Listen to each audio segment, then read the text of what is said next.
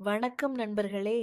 இன்று ஒளிபரப்பான எபிசோடில் பரபரப்புக்கும் உணர்ச்சிகளுக்கும் பஞ்சமே இல்லை.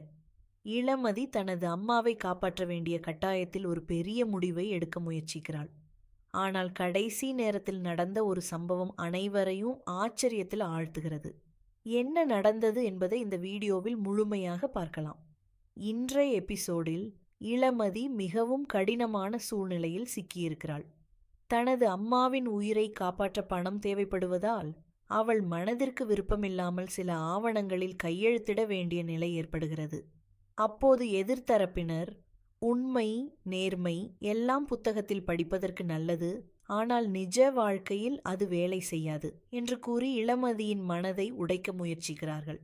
மேலும் அவளது பலவீனமான சூழ்நிலையை பயன்படுத்தி அழுத்தம் கொடுத்து கையெழுத்து வாங்க திட்டமிடுகிறார்கள். இளமதி ஒரு பக்கம் தனது கொள்கைகளுக்கும் மறுபக்கம் தனது அம்மாவின் உயிருக்கும் இடையில் போராடுகிறாள். இந்த காட்சிகள் பார்வையாளர்களுக்கு மிகுந்த உணர்ச்சியை ஏற்படுத்தின. அனைவரும் இளமதி கையெழுத்திடப் போகிறாள் என்று நினைத்த நேரத்துல திடீரென நர்மதா வந்து கையெழுத்து போடாத என்று கூப்பிடுகிறாள்.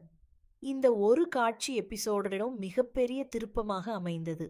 அதன் பிறகு நர்மதா திருட்டு போன பணம் மீண்டும் கிடைத்து விட்டதாக கூறுகிறாள். இதை கேட்ட இளமதி மட்டுமல்ல, பார்வையாளர்களும் அதிர்ச்சியடைந்தனர். இத்தனை நாட்களாக தேடி கிடைக்காத பணம் எப்படி கிடைத்தது என்ற கேள்வியை இயக்குனர் அடுத்த எபிசோடுக்காக சஸ்பென்ஸாக வைத்திருக்கிறார். இளமதியின் மனவேதனை மற்றும் உணர்ச்சி மிகுந்த நடிப்பு சிறப்பாக இருந்தது. வில்லி கதாபாத்திரத்தின் மிரட்டல் வசனங்கள் காட்சிகளுக்கு கூடுதல் பரபரப்பை ஏற்படுத்தின. நர்மதாவின் கடைசி நேர என்ட்ரி முழு எபிசோடையும் மாற்றி அமைத்தது.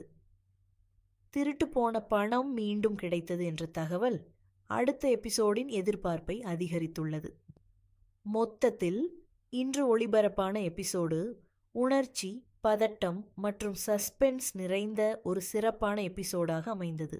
நர்மதாவுக்கு பணம் எப்படி கிடைச்சது? இந்த பதிவு நிறுத்தப்படுமா? வில்லி அடுத்து என்ன செய்ய போகிறாரு என்ற பல கேள்விகளுடன் எபிசோடு முடிவடைந்துள்ளது.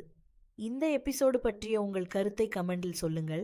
வீடியோ பிடித்திருந்தால் லைக், ஷேர் மற்றும் சப்ஸ்கிரைப் செய்ய மறக்காதீர்கள்.